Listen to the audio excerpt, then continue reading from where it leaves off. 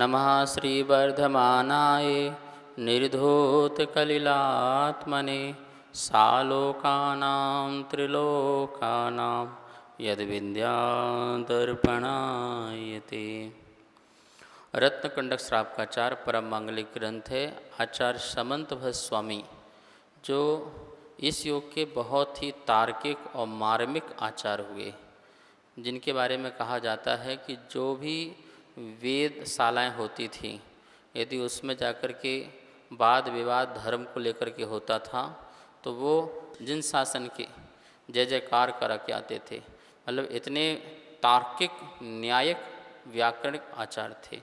यहाँ पर रत्नकंडक श्रावकाचार्य में जो है सम्यक दर्शन, सम्यक ज्ञान, सम्यक चारित्र का वर्णन है, सल्लेखना समाधि का, श्रावक की 11 प्रतिमाओं का, और साथ ही ये जो भाषा है इसकी संस्कृत है, शैली बड़ी सुगम सरल है, 150 श्लोक हैं। हमें श्रावक को कैसे जीवन जीना चाहिए और कैसे चर्या का पालन करना चाहिए उसकी सारी बातें हैं। 5 पापों का त्याग करा करके कहा कि 5 पाप जो है दुखदायी हैं, कष्टदायी हैं, और जो लोग पाप करते हैं उनको कितना कष्ट दुख मिलता है उनकी कहानी यहाँ बता रहे हैं कि 5 पापों में जो प्रसिद्ध लोग हुए उनकी बात।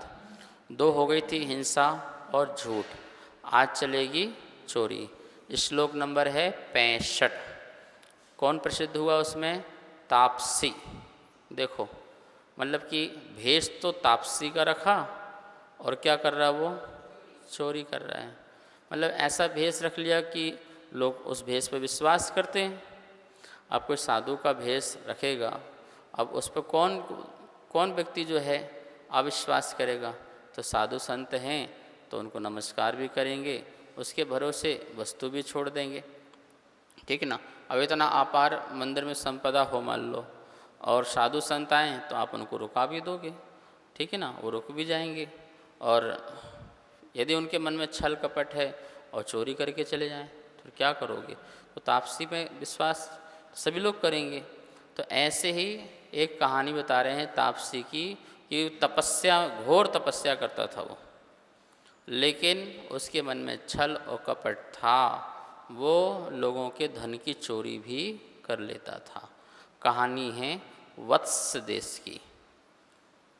कौशाम्बी नगरी में राजा सिंहरथ रहता था और उसकी रानी का नाम विजया था। सिंहरथ और विजया। वहाँ एक चोर कपट से तापस होकर रहता था। एक चोर था, लेकिन उसके नगर में आकर के, कहीं और नगर का होगा, इस नगर में आकर के, और वो कपट पूर्वक क्या कर रहा है, वहाँ पर तपस्वी बन गया। मतलब एक आश्रम सा बना लिया, कुछ भी बना लिया, और कपट बन के वहाँ रह रहा है। वह क्या कहता था कि मैं दूसरी की भूमि को स्पर्श भी नहीं करूँगा। क्या कहता था? दूसरे की यदि भूमि होगी तो मैं स्पर्श नहीं करूँगा जब तक वो कोई इजाज़त ना दे। मुझे यहाँ से निकलने के लिए इजाज़त मिल जाएगी तब जाके मैं वहाँ से निकलूँगा, वरना मैं दूसरे की भूमि में स्पर्श नहीं करूँगा। और इसी कारण वो क्या करता था, जहाँ रहता था ना वहाँ भी ज़मीन में नहीं रहता था। उसने पेड़ में एक छीका बना रखा था और उसमें रहता था। तो उसमें बैठ के साधना करता था, उसमें रहता था। तो लोग बोलते बताओ आप इसमें क्यों लटके हुए हैं, क्यों रह रहे हो? बोले ये भूमि भी तो मेरी नहीं है, मैं इस भूमि में कैसे रहूं? ये भूमि मेरी नहीं है, इसलिए मैं किसी दूसरे की भूमि को स्पर्श भी नहीं करता हूँ। तो कमाल है। तो लोग बड़े प्रभावित होते थे, खूब लोग जाते थे आते थे ऐसा। और वो नीचे क्या करता था, छीके के नीचे जो है अग्नि, पंचाग्नि, 5 प्रकार की अग्नि लगी रहती थी, और उसके ऊपर छीका और उसके ऊपर वो रहता था। लेकिन रात्रि के समय जब लोग सो जाते थे तो घरों में जाकर के क्या करता था, चोरी करता था, और धन को ला करके, एक वहाँ कुआं जैसा था, उस कुएं में पानी था तो उसमें ला करके सोना चांदी जो भी चोरी करके लाया और उसको ला करके उसमें डाल देता था। और एक छोटी सी गुफा बना रखी थी जहाँ पर वो अंदर भी जा सकता था, ठीक है ना, साइड से कुआं में अंदर जा कर के भी उठा के धन ला सकता था, ऐसी व्यवस्था भी उसने वहाँ पर कर रखी थी।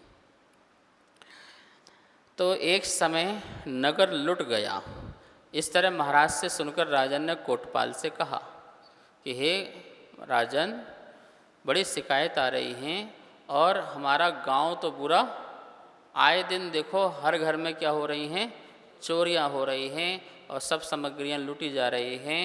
तो कोटवाल से जब बात सुनी और लोगों से सुनी तो उन्होंने सख्त आदेश दिया, कोटवाल को सख्त आदेश दे दिया कि 7 दिन के अंदर चोर पकड़ा जाना चाहिए। 7 दिन के अंदर चोर नहीं पकड़ा गया तो खबरदार, तुमको क्या मिलेगी, सज़ा मिलेगी। अब कोटवाल जो है वो घूमता सुबह से शाम तक, क्यों नहीं मिला तो मेरी गर्दन तो गई, बड़ा दुखी बड़ा परेशान रहता था। और यहाँ से वहाँ, वहाँ से यहाँ, 1 दिन निकल गया, 2 दिन निकल गया, 3 दिन निकल गया, दुबला पतला हो गया, खाया पिया भी नहीं, करूँ तो करूँ कि कहाँ से पकड़ूँ, उस पकड़ में नहीं आ रहा, ठीक है। अरे उस गांव में कोई चोर हो तो पकड़ में आए, राजा के गांव में कोई चोरी नहीं तो पकड़ में आए। अब वो तापसी को कौन पकड़ेगा, क्योंकि वो तो तपस्वी था और कोई विश्वास भी नहीं करेगा कि ये चोर है, ठीक है ना। ऐसे परेशान था तो वहाँ पर एक घूमते फिरते एक ब्राह्मण आया, सन्यासी ब्राह्मण। क्या आया, उस नगर में सन्यासी ब्राह्मण आया। तो उस कोतवाल की हालत देखी, क्या हो गया, बोले ऐसी ऐसी बात है, मैं बड़ा परेशान हूँ। अच्छा, तो तुम्हें चोर नहीं मिला, बोले नहीं मिला। तो ये बताओ कि तुम्हारे गांव में जो अच्छा चारित्रवान हो और बड़ा ईमानदार हो, ऐसा कोई व्यक्ति है क्या? ऐसा कोई व्यक्ति है क्या? बोले हमारे यहाँ तो एक ही बड़े प्रसिद्ध हैं, एक तापसी हैं, वो बड़े प्रसिद्ध हैं, बड़े महात्मा हैं, बड़े ऊंचे संत हैं, बड़े उच्च कोटि की साधना है उनकी, वो तो भूमि भी स्पर्श नहीं करते, तुम चोरी की बात कर रहे हो, वह तुम चोरी की बात कर रहे हो। बोले नहीं नहीं नहीं, ऐसा नहीं है, वही चोर है। क्या बोले, आप कैसे कह सकते हो वही चोर है? तो बोले कि देखो, इसके लिए मैं आपको अपनी कहानी बताता हूँ। मेरे साथ एक नहीं 4 घटनाएं घटी हुई हैं। बोले क्या घटी हुई है? बोले मैंने बैराग क्यों लिया, घर क्यों छोड़ा, मेरी जो ब्राह्मणी थी, मतलब जो पत्नी थी, उसके कारण मैंने घर छोड़ा। बोले क्या?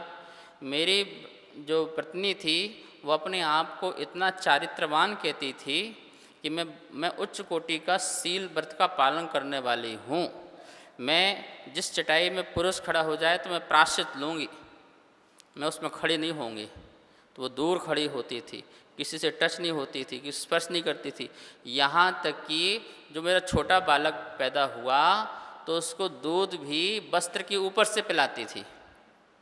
बोले क्यों? बोले पर पुरुष है, ये है तो बालक पर पुरुष है, ये पर है, तो इसलिए मेरे सील में कहीं दोष न लगे, तो इसलिए वो वस्त्र को लगा करके अपने बच्चे को दुग्धपान कराती थी। बोले इतनी वो सीलवान थी, लेकिन उसको मैंने अपने ही घर के सेवक के साथ देखा तो मेरा को वैराग उत्पन्न हो गया। क्या हुआ? वैराग उत्पन्न हो गया। तो मैंने उसको बता के दुख देने को नहीं सोचा, मुझे संसार से वैराग हो गया, इसलिए मैंने क्या किया, घर छोड़ दिया और भिक्षु बन गया, सन्यासी बन गया और अपने आनंद से रह रहा हूँ। तो जो ज़्यादा कहता है वो वैसा ही। और सुनो दूसरी कहानी। बोले क्या दूसरी कहानी? तो दूसरी कहानी ऐसी है कि फिर मैंने क्या किया, घर छोड़ा तो मैंने एक अपना जितना मेरे पास सोना था तो मैंने पिघला करके एक उसकी डंडी बना ली थी, सोने की छड़ी, ठीक है ना, और एक उसको बांस के उसमें अंदर रख ली, कभी काम आए तो बांस के अंदर मैंने सोने की वो छड़ी रख ली थी। तो मुझे रास्ते में एक ब्रह्मचारी बालक मिला, वो मेरे साथ रहने लगा, साथ साथ चलने लगा, सेवा करने लगा, पर मैं उस पर विश्वास नहीं करता था। लेकिन उस ब्रह्मचारी ने ताड़ लिया कि इनके पास कुछ न कुछ छड़ी में है कि ये हर पल अपने पास रखते हैं, शुद्धि को जाएं तो, भोजन को जाएं तो, भिक्षा मांगने जाएं तो, सोएं तो, अपनी छड़ी नहीं छोड़ते हैं, कुछ न कुछ छड़ी के अंदर। तो उसने ऐसा बालक ने ताड़ लिया था, लेकिन फिर भी मैं उस पर विश्वास नहीं किया। एक दिन वो क्या कहता है कि मुझे प्रायश्चित दो, मुझसे बड़ा अपराध हो गया। बोले क्या हो गया?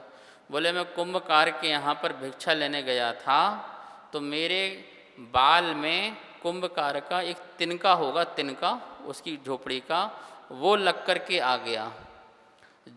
जब तक मैं इसे वापस करने नहीं जाऊंगा तब तक मेरा ये जो है जघन्य अपराध जो है मैं सहन नहीं कर पाऊंगा। ये चोरी हो गई। क्या हो गई? उसका एक तिनका मेरे बाल में लग के आ गया, ये चोरी हो गई। तो इसलिए मैं तुम्हारे पास आने में लेट हो गया, आपके पास सेवा में आने में लेट हो गया, क्योंकि मैं इस तिनके को उसको वहाँ पर छोड़ने गया, तब वापस आया। तो इसकी बात सुनकर के मुझे बड़ा विश्वास हो गया कि इतना, ये एक तिनका भी किसी का ग्रहण नहीं कर सकता है, ये ऐसा आदमी। तो उसको विश्वास हो गया। तो मैंने एक बार वो जो छड़ी थी कुत्तों को भगाने के लिए दे दी। इसके लिए सामने कुत्ते आ रहे थे तो ले छड़ी से भगाया। तो भगाते भगाते आगे आगे तक गया और वो आज तक भी वापस नहीं आया। तो मैंने कहा देखो कितना बता रहा था कि मैं एक तिनका भी चोरी नहीं करता हूँ, ये तो पूरा का पूरा सोने की छड़ी ही लेकर के भाग गया। तो दूसरी घटना मेरे साथ ये घटी। तीसरी घटना जो है मैंने और देखी। बोले क्या देखी? जब मैं जंगल में जा रहा था तो रात्रि का समय था, तो मैं एक वृक्ष के नीचे रुका। उस वृक्ष के ऊपर एक वृद्ध पक्षी था। कौन था? वृद्ध बिल्कुल पक्षी था, और उसमें और भी बहुत सारे पक्षी थे, और उन पक्षी के छोटे छोटे नन्हे मुन्ने बच्चे भी थे। ठीक है ना? तो वो अपनी भाषा में क्या कहता है? बोले मैंने उनकी भाषा समझी। तो बोले वृद्ध पक्षी कहता है सब पक्षियों से कि देखो मुझसे चला फिरा जाता नहीं है, मैं चाहता हूँ कि प्रातः काल तुम सब लोग यहाँ से चले जाना, अपने बच्चों को लेके भी चले जाना। कहीं मुझे भूख लगे तो कहीं मैं तुम्हारे बच्चों को ना खा जाऊँ, तो मेरे भरोसे छोड़ के चले जाओ, मैं चल फिर नहीं पाता हूँ, और भूख लगे तो मैं तुम्हारे बच्चों को खा जाऊँ, इसलिए मैं तुमसे कहना चाहता हूँ तुम सब लोग यहाँ से। बोले नहीं नहीं, आप कैसी बात कर रहे हैं, आप तो इतने वृद्ध हैं और आप तो हमारे आदर्श हैं, और आप कैसे हमारे बच्चों को खा सकते हैं? बोले नहीं नहीं ऐसे नहीं होगा। तो बोले नहीं नहीं आप नहीं खा सकते। बोले ठीक है, तो एक काम करो, वो लकड़ी का वो है कुछ काठ का, आप मेरे मुंह में बांध के चले जाओ। किसमें बांध के चले जाओ? जिससे मुझे यदि लालच भी आया तो कम से कम मैं बच्चों को नहीं खाऊंगा। तो उनने सबने क्या कि बड़े अनुरोध में उनने बांध दिया, और वो पक्षी उड़ गए। अब उनके बच्चे वहाँ पर जो जन्म लिए थे बच्चे वहीं थे। उसने पैर से उसको खोला, बच्चों को खा लिया, और फिर अपने पैर से बांध करके फिर वैसा खड़ा बैठ गया। ठीक है ना? तो वो सब आए, ये क्या हुआ? बोले मुझे पता नहीं कौन खा गया, मैं तो देखो ये बंधा हुआ है, मैं तो खोल भी नहीं सकता। तो इस प्रकार से मैंने उसके छल को देखा कि देखो किस प्रकार से स्वांग उस पक्षी ने रचा, और छल कपट से उन बच्चों को, उन पक्षियों के बच्चों को खा गया। तो मुझे वो बात लगी। चौथी घटना बोले एक और घटी जिसको मैंने देखा। बोले क्या देखा? कि एक तपस्वी था, साधु था, साधना करता था। क्या साधना करता था? वो अपने हाथ पर शिला लेकर के चलता था, पत्थर की ऐसी शिला उठा करके, और रात को भी चलता था और दिन में भी चलता था। मतलब दिन में तो एक जगह शिला रख करके साधना करता था हाथ में रख करके, और रात को चलता था तो कहता था सभी जीव हट जाओ, मेरे पैर में कोई नहीं आए, मरे ना, सभी जीव यहाँ से हट जाओ, कोई जीव मरे ना। तो ऐसे गांव वाले बड़े प्रभावित थे कि इसके अंदर कितनी जीव दया है। एक तो शिला लेके हाथ में रहता है और दूसरा कि पैर जहाँ रखता है वहाँ कोई जीव मरे ना, सब पहले बोलता है फिर कदम रखता है। पहले बोलेगा कोई यहाँ है तो नहीं मेरे पैरों के नीचे, हो तो वहाँ से हट जाइए, मुझे आगे जाना है। ऐसे करके वो चलता था तो लोग बड़ा विश्वास करते थे। लेकिन वो क्या करता था, रात को देखा यहाँ वहाँ कोई नहीं है तो फिर वो शिला उस पर पटक देता था और उसका धन लेकर के लूट करके भाग जाता था। तो इसका मतलब चोरी करता था लोगों को मार करके। तो देखा, बोले मैंने 4 घटनाएं देखी, इसलिए मैंने तुमसे कहा तुम्हारी नगर में कोई तापसी हो बढ़िया तपस्या करने वाला, सबसे पहले उसी को पकड़ो। तो बोले मैं कैसे पकड़ूंगा? तो उन ब्राह्मण ने कहा तुम चिंता मत करो, इसमें मैं ही कुछ करता हूँ। तो वो ब्राह्मण उनके आश्रम में गया रात को। तो रात को गया तो पत्थर से टकरा गिर गया। तो उनके सेवकों ने वहाँ बोला कि कौन हो? बोले मैं तो सन्यासी हूँ। तो तुम यहाँ क्यों आए हो, तुम यहाँ जाओ। बोले मुझे आँखों से दिखता नहीं है। ब्राह्मण ने क्या कहा, मुझे आँखों से दिखता नहीं है, रात्रि अधिक हो गई है, मैं सुबह निकल जाऊँगा। तो उन्होंने उसकी जांच पड़ताल की, आँख के सामने कुछ ला करके देख करके कुछ सुई ले जाते हुए करते हुए, लेकिन उसने डरा नहीं और आंखें झपकाई भी नहीं। तो वो समझ गए कि वास्तविक में ये अंधा है और इसको नहीं दिख रहा है। ठीक है, और वो वहाँ पर एकांत में बैठा रहा। अब वो जो तापसी था वो रात को निकलता, चोरी करके आया, चोरी करके लाया और अपना जो गुफा वो बना रखी थी जो कुएं का, उसमें जाके अंदर जाकर डाल के निकाल करके देखने भी गया। वो सब देखा और रात्रि में सारे प्रकार के सेवन करते हुए देखा कि हर प्रकार के जो सेवन हैं वो कर रहे हैं, उनके सेवक भी और वो भी। ये सब देख करके उसने जो है चुपचाप जा कर के कोतवाल को बताया, राजा को बताया। राजा ने भी पता किया, जांच पड़ताल किया और तापसी को पकड़ के सजा दी और बहुत बड़ी सजा दी। सजा से वह दुखी होकर के दुर्गति गया, मर कर के दुर्गति को प्राप्त हुआ। कहने का मतलब है इस अवस्था में भी आकर, ऐसी अवस्था में भी आकर लोग चोरी करें तो ये इसलिए उदाहरण दिए कि देखो भैया कहाँ वो साधु रूप में और कहाँ वो चोरी कर रहा है। वो तापसी जो है वो चोरी में प्रसिद्ध हुआ लेकिन उसकी दुर्गति हुई। इस कहानी से हमें ये मिलता है कि हमें किसी प्रकार की चोरी नहीं करना चाहिए, हम ईमानदार रहें, जितना हो उतने में संतोष भाव हमको रखना चाहिए।